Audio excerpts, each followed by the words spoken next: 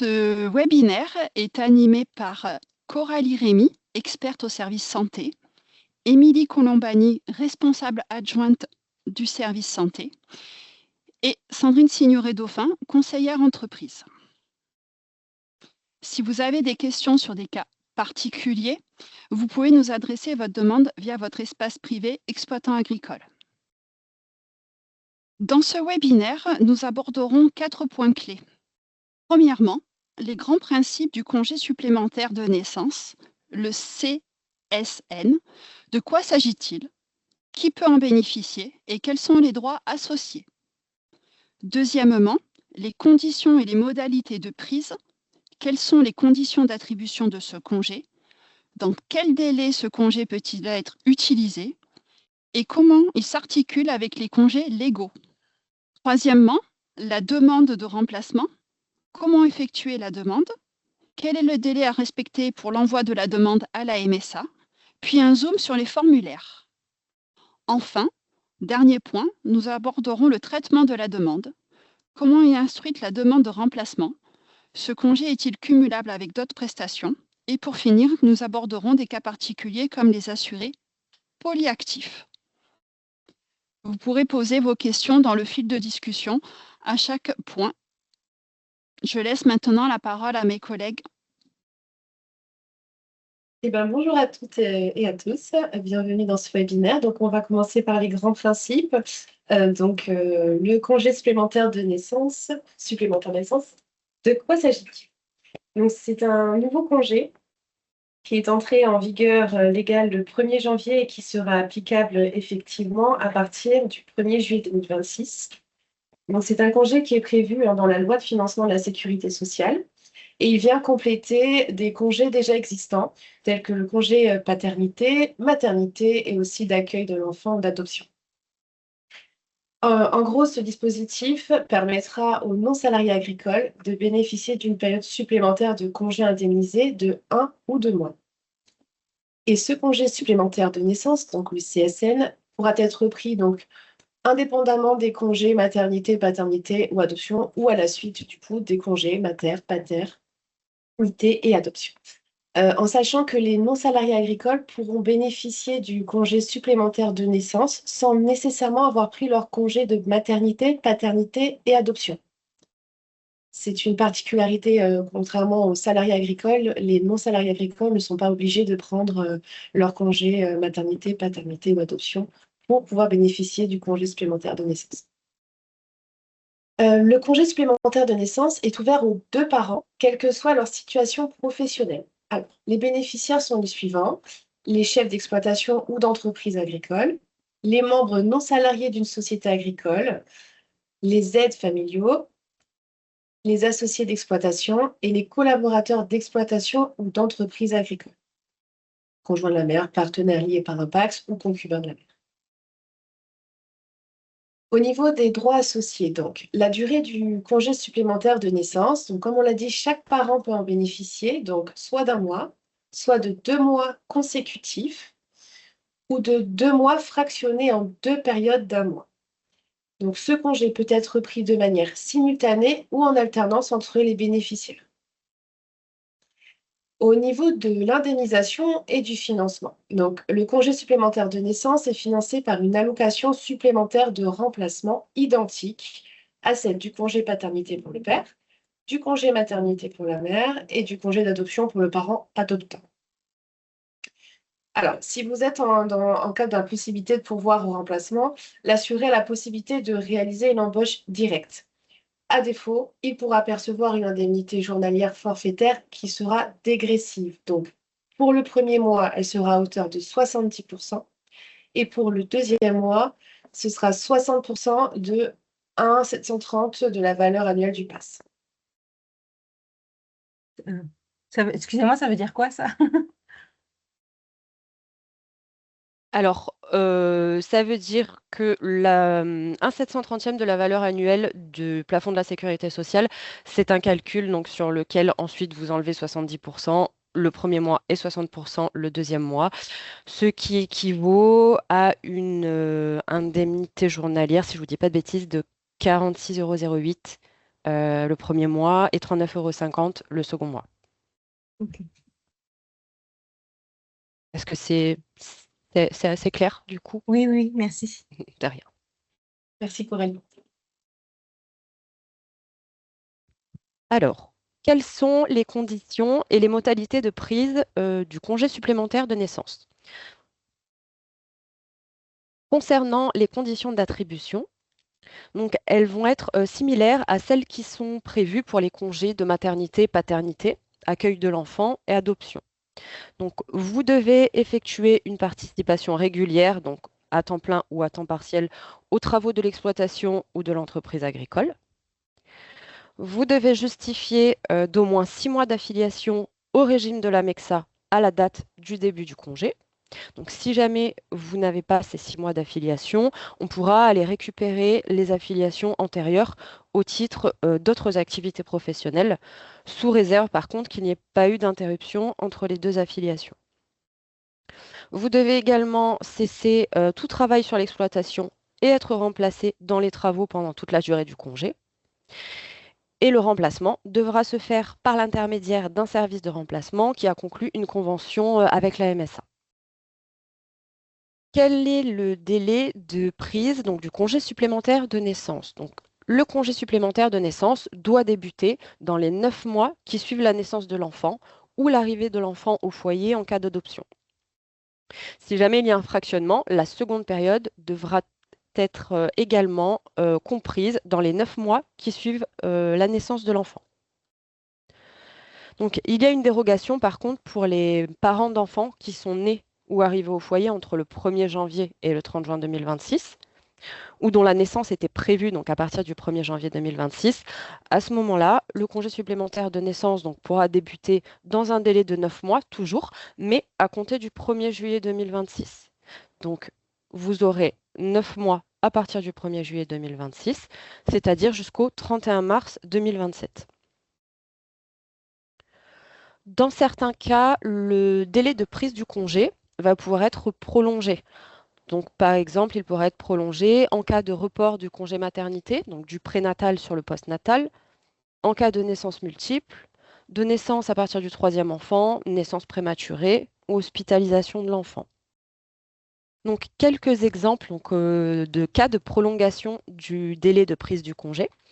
Par exemple, donc, dans le cas d'une grossesse multiple, nous avons 2 enfants qui sont nés le 1er juillet 2026. Le congé maternité standard donc, est de 16 semaines pour un enfant. Le congé maternité pour des jumeaux est de 34 semaines. Entre le congé maternité standard et le congé maternité pour des jumeaux, il y a 18 semaines de différence. Donc, pour des jumeaux, le délai de 9 mois pour prendre le congé supplémentaire de naissance sera prolongé de 18 semaines. Donc, en cas de naissance multiple, donc pour des jumeaux, vous pourrez prendre votre congé supplémentaire de naissance, enfin, vous aurez 9 mois et 18 semaines.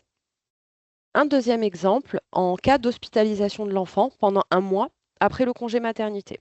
Donc, nous avons une fin de congé maternité au 1er octobre 2026.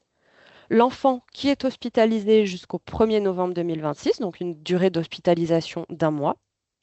À ce moment-là, le délai de 9 mois pour la prise du congé supplémentaire de naissance sera prolongé d'1 mois.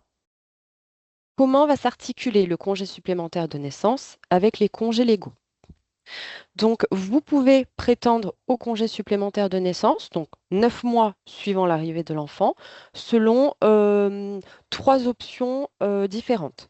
C'est-à-dire, soit vous pouvez y avoir recours immédiatement après la fin de votre congé maternité ou paternité, pour une durée d'1 mois ou de 2 mois consécutifs, donc à votre choix. Deuxième option, vous pouvez y avoir recours donc immédiatement après la fin de votre congé maternité-paternité pour une durée d'1 mois. Puis, vous décidez de reprendre votre activité.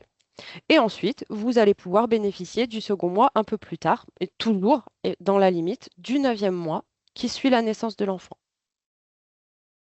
Troisième option, vous pouvez reprendre immédiatement votre activité à la fin du congé maternité-paternité. Et vous pouvez prendre ensuite le congé supplémentaire de naissance pour une durée d'1 mois ou de 2 mois d'affilée selon votre choix, toujours dans la limite du 9e mois qui suit la naissance de l'enfant. Donc ça, ce sont des règles qui vont s'appliquer indépendamment du choix du papa, de la maman. Vous n'êtes pas obligé de prendre les congés en même temps. Et comme on l'a déjà précisé tout à l'heure, le congé supplémentaire de naissance peut être pris sans avoir pris au préalable le congé maternité et paternité. Par exemple, une articulation avec le congé de maternité ou d'adoption. Donc, nous avons une exploitante qui a bénéficié d'un congé de maternité pour un enfant donc, qui est né le 15 juillet 2026. Elle a bénéficié d'un remplacement donc, pendant son congé maternité jusqu'au 22 septembre 2026. Elle va pouvoir prendre son congé supplémentaire de naissance. Donc, elle aura jusqu'au 14 avril 2027, donc elle a jusqu'au 9e mois qui suit la naissance de l'enfant. Elle aura jusqu'au 14 avril 2027 pour prendre son congé supplémentaire de naissance et elle aura 3 options disponibles.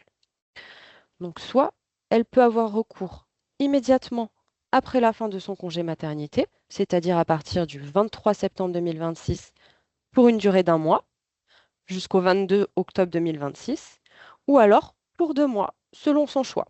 Et à ce moment-là, ce sera jusqu'au 22 novembre 2026. Elle peut également y avoir recours immédiatement après la fin de son congé maternité pour une durée d'1 mois, donc toujours jusqu'au 22 octobre 2026. Elle peut décider ensuite de reprendre son activité, par exemple, jusqu'au 15 juin 2027 et bénéficier du second mois, donc du 16 janvier 2027 au 15 février 2027, dans la limite du 9e mois toujours qui suit la naissance de l'enfant. Et effectivement, il faudra au préalable informer la MSA du choix de ces dates. Donc, un troisième exemple d'articulation, elle pourra également décider de reprendre son activité immédiatement après la fin de son congé maternité et de recourir ensuite, dans la limite du 9e mois qui suit la naissance de l'enfant, au congé supplémentaire de naissance, à ce moment-là, pour une durée d'1 mois ou de 2 mois, selon son choix. Et toujours pareil, ces règles vont s'appliquer indépendamment des choix du papa ou du conjoint, du concubin ou du partenaire pacsé avec la maman. Voilà pour nos exemples. Donc, au niveau de la demande de remplacement, comment effectuer cette demande? Il y a deux choix possibles. Vous pouvez faire la demande directement via le lien des démarches numériques, donc dématérialisées, ou sinon vous pouvez transmettre à votre MSA un formulaire papier. Donc, au niveau du téléservice des démarches numériques, les non-salariés agricoles peuvent réaliser toutes leurs demandes de congés. Donc, il y a la maternité, la paternité ou adoption, et ou, parce que comme on l'a expliqué, ce n'est pas obligatoire de faire les deux, le congé supplémentaire de naissance, une seule fois via le téléservice. C'est très important, vous pouvez le faire uniquement en une fois, une seule fois. Donc, une demande unique peut regrouper le congé principal, donc maternité, paternité ou adoption, et ou le congé supplémentaire de naissance. En fonction de la situation, les non-salariés agricoles peuvent demander un seul congé principal, maternité, paternité ou adoption, ou le congé supplémentaire de naissance. Un congé principal, maternité, paternité ou adoption avec le congé supplémentaire de naissance, ou uniquement le congé supplémentaire de naissance. En cas de difficulté, on verra les formulaires à la fin, vous pouvez les télécharger et les envoyer directement à votre caisse. Alors, au niveau du téléservice, quand vous allez dans votre bouquet exploitant, il se nomme demande de remplacement suite à l'arrivée d'un enfant, congé maternité, paternité, adoption et donc congé supplémentaire de naissance. Vous cliquez sur le choix et du coup, vous allez être renvoyé sur le téléservice de la démarche numérique. Et là, vous devrez vous identifier. Indiquer le type de demande, donc est-ce qu'il s'agit d'une première demande, d'une demande de modification avec ajout des périodes de remplacement ou d'une demande pour congé supplémentaire de naissance unique. Vous cochez la situation souhaitée, donc c'est-à-dire congé maternité ou paternité ou adoption et ou congé supplémentaire de naissance. Il y a aussi la possibilité de cocher si vous demandez le congé pathologique lié à la grossesse. Il y a toutes les notices, de toutes les manières, sur le Zoom, sur le téléservice, qui pourront vous aider. Donc, en choix numéro 3, il faudra indiquer les informations personnelles, donc le numéro de sécurité sociale, l'adresse, et le numéro de téléphone. Et en numéro 4, il faudra indiquer les informations relatives à l'activité exercée. Donc là, il faudra remplir la description des travaux effectués dans l'exploitation ou l'entreprise agricole correspondant à votre activité habituelle au moment du congé. Il y a une condition de 400 caractères. Donc, en 5, il faudra mettre le choix du service de remplacement conventionné. Donc ici, vous aurez un menu déroulant. Vous devrez choisir le département dans lequel vous exercez votre activité et l'adresse de fédération départementale du service de remplacement conventionné. Ensuite, il faudra estimer le temps de travail consacré aux travaux. Donc, vous pouvez indiquer le nombre de jours travaillés par semaine ou par mois et le nombre d'heures. Il faudra indiquer la période d'interruption d'activité. Donc, concernant votre période de remplacement maternité, vous devez prendre au minimum 8 semaines de congé au total, dont 6 semaines après la naissance. La durée totale du congé dépend de votre situation, donc nombre d'enfants, s'il y a des grossesses multiples et d'autres conditions. Le congé est pris en une seule période continue, sauf cas particulier, report d'une partie du congé avant ou après la naissance. Donc là, vous indiquerez la date du premier jour d'interruption d'activité et la durée de l'interruption en semaine. C'est bien indiqué de toutes les manières dans le téléservice. Il y aura la période de remplacement pendant le congé supplémentaire de naissance. Donc, le congé supplémentaire de naissance peut durer jusqu'à 2 mois, c'est ce qu'on vous a exposé en début de webinaire. Donc, il peut être fractionné en 2 périodes d'1 mois maximum chacune, à prendre dans les 9 mois suivant l'accueil du ou des enfants. Donc là, vous indiquerez la date de naissance ou de l'arrivée de l'enfant au foyer. Il y aura la possibilité d'indiquer si vous souhaitez diviser le congé supplémentaire de naissance en 2 périodes. Et à ce moment-là, donc, soit vous avez le choix, vous avez pris le choix, pardon, de faire en prise continue. Donc là, il faudra mettre la date du début du congé supplémentaire et la date de fin et indiquer le nombre de jours de remplacement. En deuxième choix, vous pouvez avoir la prise fractionnée. Et là, il faudra indiquer la première période du congé supplémentaire de naissance avec les dates de début, de fin et le nombre de jours de remplacement, ainsi que la deuxième période du congé supplémentaire, et identique, hein, la date de début de la seconde période et la date de la fin du congé, ainsi que le nombre de jours de remplacement. Et ensuite, donc, il y aura les documents à joindre, hein. Si vous avez déjà transmis le document, ou que rien ne s'affiche, vous pouvez déposer votre dossier. Donc ça, c'est vraiment on va dire l'image, hein, du téléservice. Et ensuite, vous devrez certifier sur l'honneur de ce que vous avez engagé au niveau des demandes. Il y a une question, oui, si vous n'hésitez pas. Oui, Oui, du coup, dites-moi. c'est au sujet donc, de ce remplacement. Donc, tout à l'heure, vous avez parlé des indemnités pour les congés. Mais là, ce remplacement, il y a une prise en charge, il y a une aide qui est disponible. Comment ça se passe? Alors, par rapport au remplacement, ce sera effectué selon les mêmes modalités que pour les congés maternité-paternité. Et donc, c'est quoi? Parce que du coup, je ne connais pas. Ouais, du coup, à ce jour, on n'a pas plus d'informations. Ah. Donc, C'est Sophie, parce que peut-être, si tu actuellement, peux. pardon. Sophie, je te laisse. Oui, je prends la parole. Vous êtes nouvelle exploitante? En fait, c'est mon compagnon, oui, qui est exploitant depuis 2023. D'accord. Voilà. D'accord. Donc, en fait, voilà, ce qu'il faut, la chose très importante au niveau des exploitants agricoles, que ce soit pour les indemnités paternité, maternité, enfin, pour le congé paternité, maternité ou le nouveau congé congé supplémentaire de naissance, la priorité, c'est une obligation, c'est une demande auprès du service de remplacement d'un remplacement. C'est Oui. la priorité. Ouais. Dans le cas où le service de remplacement dit qu'il ne peut pas vous remplacer, suivant par rapport à l'activité ou par rapport au fait que là, à ce moment-là, ils n'ont pas de remplaçant. Là, la deuxième solution, c'est de aller vers une embauche directe. D'accord. Et dans le cas où vous ne pouvez pas faire d'embauche directe, donc ça, c'est une attestation sur l'honneur comme quoi vous n'avez pas trouvé de remplaçant direct, là, on arrive à l'indemnité journalière forfaitaire. Mais il faut avoir fait d'abord la demande au service de remplacement et essayer de trouver une embauche directe. C'est la priorité. C'est pas très clair. C'est-à-dire que si on a trouvé quelqu'un pour se faire remplacer, on n'a pas d'indemnité journalière? Tout à fait. Par contre, on prend en charge les cotisations pour votre employé et une partie de son salaire. Mais du coup, En fait, c'est ça. Et le service de remplacement vous envoie un remplaçant qui va travailler pour vous, mais c'est pas vous qui allez le payer. C'est le service de remplacement et nous remboursons le service de remplacement. Est-ce que c'est plus clair?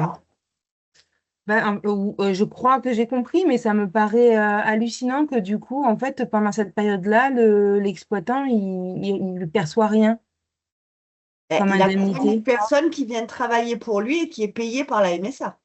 Ouais, mais dans une activité salariée, non seulement on a des indemnités de congé, et en plus, l'employeur a droit à se faire avoir un salarié en remplaçant. Par contre, excusez-moi, je me permets de couper, on s'éloigne un petit peu du champ d'intervention. Donc, si on... Ça, c'est Non, ça fait partie parce que donc, du coup, j'essaie de comprendre dans quelle mesure c'est intéressant pour mon compagnon de prendre ce congé supplémentaire de naissance. bien sûr. Mais ça, après, ce que je veux dire, c'est on va un peu plus loin. Après, on arrête, Coralie. C'est juste que ça, c'est la législation. Ça, on n'y peut rien. Après, qu'on soit D'accord. d'accord. Pour les exploitants agricoles, c'est comme ça. D'accord, ok, ça marche. Et si jamais vous avez des questions, vous pouvez passer par votre espace privé également. Vous nous envoyez directement les questions via votre espace privé, via mes messages, mes réponses. Et comme Hmm. ça, on pourra vous répondre si vous avez besoin de plus de précision. Ok, ça marche.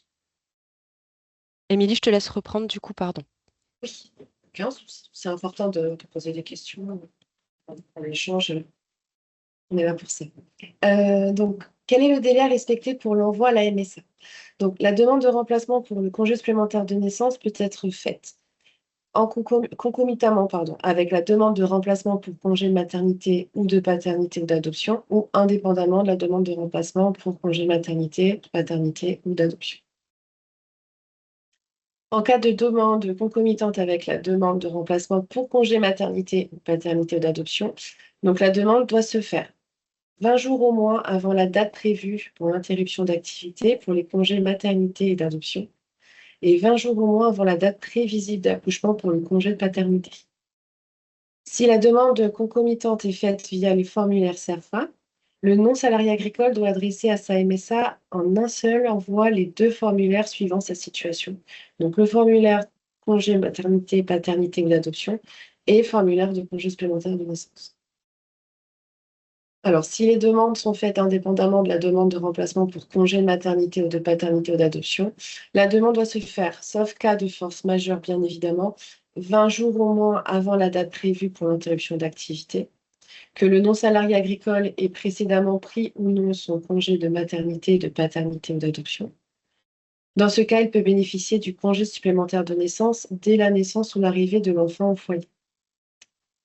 Si la demande est faite via le formulaire CERFA, seul le formulaire de demande d'allocation de remplacement pour le congé supplémentaire de naissance doit être adressé à la MSA. Alors, je ne sais pas si on va bien voir au niveau du CERFA.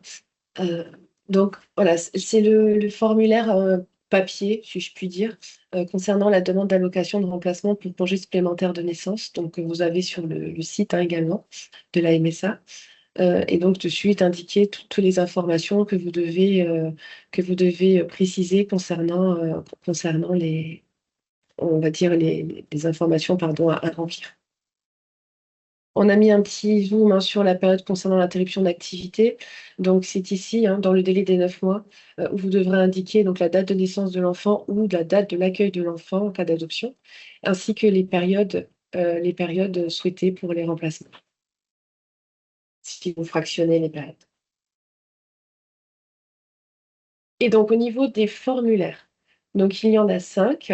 Il y a la demande d'allocation de remplacement pour congé maternité, la demande d'allocation de remplacement pour le congé de paternité, la demande d'allocation de remplacement pour congé d'adoption, la demande d'allocation de remplacement pour le congé supplémentaire de naissance, et le dernier, c'est la demande d'allocation de remplacement pour le congé de deuil en cas de décès d'un enfant. Donc, ce sont les 5 CERFA qui sont disponibles sur le site et que vous pouvez nous transmettre si vous ne pouvez pas utiliser le téléservice. Donc, à l'instruction de la demande de remplacement. Donc, comme on l'a du coup un petit peu évoqué juste avant. Donc, dès que la MSA reçoit la demande, pardon, excusez-moi, dès que la MSA reçoit la demande pour le congé supplémentaire de naissance, donc elle va l'instruire et elle va transmettre la demande immédiatement au service de remplacement par tout moyen conférant date certaine. Donc, le service de remplacement doit, dans les 15 jours qui suivent la réception de la demande, indiquer à la MSA s'il peut pourvoir ou non au remplacement. Donc, si le service de remplacement peut pourvoir au remplacement, à ce moment-là, il s'engage à mettre à disposition un ou plusieurs remplaçants pour toute la totalité de la durée du remplacement demandé. Si jamais le service de remplacement n'a pas la possibilité de pourvoir au remplacement, à ce moment-là, vous avez la possibilité de pourvoir à ce qu'on appelle l'embauche directe. Donc, c'est d'embaucher directement un ou plusieurs remplaçants sur votre exploitation agricole. À défaut donc de pouvoir être remplacé par le service de remplacement ou de pourvoir à l'embauche directe, à ce moment-là, vous pourrez bénéficier d'indemnités journalières forfaitaires, comme on l'a vu tout à l'heure, donc qui est égale à 1/730e du plafond annuel de la sécurité sociale. Donc l'indemnité journalière, comme on l'évoquait, sera égale à, je crois que c'est 46,08 € le premier mois et 39,50 € le deuxième mois. Voilà, donc ça, c'est en dernier recours. Si le remplacement n'est pas possible, si l'embauche directe n'est pas possible, à ce moment-là, vous pourrez bénéficier d'une indemnité journalière forfaitaire. Donc, est-ce que le congé supplémentaire de naissance est cumulable avec d'autres prestations? Donc, il ne sera pas cumulable avec certaines autres prestations sociales pendant la même période d'indemnisation. Donc, il ne va pas pouvoir être cumulé avec l'indemnité journalière avec ça. Les prestations qui sont relatives au congé de maternité, paternité, accueil de l'enfant, adoption, également les congés pour décès de la mère et pour deuil de l'enfant, ne sera pas cumulable avec les indemnités journalières versées en cas d'accident du travail et de maladie professionnelle. Il ne sera pas cumulable avec le revenu de remplacement donc, qui est prévu à l'article L5421-2 du Code du travail, donc c'est-à-dire par exemple les allocations des travailleurs indépendants et les allocations de solidarité. Donc, si jamais vous percevez un de ces revenus de remplacement mentionnés par cet article, vous ne pourrez pas à ce moment-là prétendre à l'indemnisation du congé supplémentaire de naissance. Donc, il faut savoir que ces prestations pourront être mobilisées donc, successivement, mais pas simultanément. Dans le cas où vous êtes polyactif, donc les assurés polyactifs, c'est-à-dire donc, qui ont une activité salariée agricole ou non et une activité non salariée agricole, donc les polyactifs peuvent demander à bénéficier du congé supplémentaire de naissance, soit au titre d'une seule des deux activités, soit au titre des deux activités simultanément.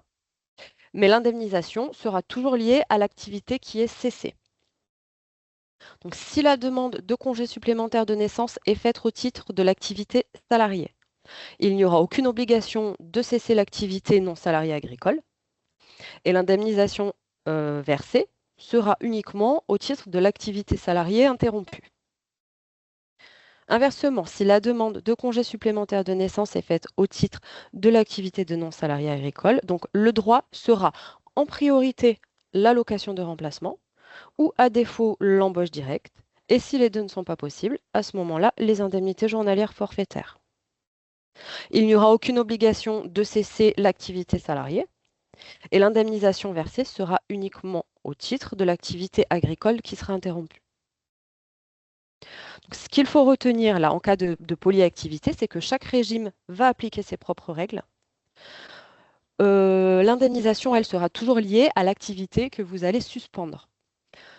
La durée maximum sera toujours de 1 ou 2 mois, toute activité confondue. Ce n'est pas parce que vous avez deux activités que vous aurez 2 mois d'un côté, 2 mois de l'autre. Non, ce sera 1 ou 2 mois maximum, toute activité confondue.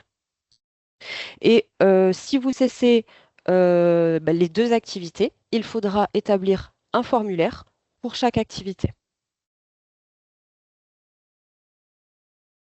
Alors, si vous avez encore des questions et des remarques, n'hésitez pas. Et pour finir, donc, pour nous, votre avis est important afin de nous améliorer dans la présentation de ces webinaires. Donc, du coup, pour cela, nous vous invitons à prendre quelques minutes et à répondre à notre évaluation. Et le lien a été mis dans le fil de discussion. Donc, vous cliquez dessus et vous pouvez répondre au questionnaire. Et merci pour votre présence à ce webinaire.